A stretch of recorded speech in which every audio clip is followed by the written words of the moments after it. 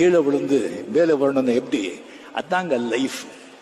Challenge challenge வேணும்.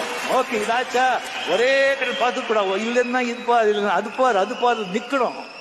நம்மளை தலையில வச்சு மிதிக்கணும் சொல்றோம். மேல தலை மேல மிதிச்சு நம்ம மேல போகணும்.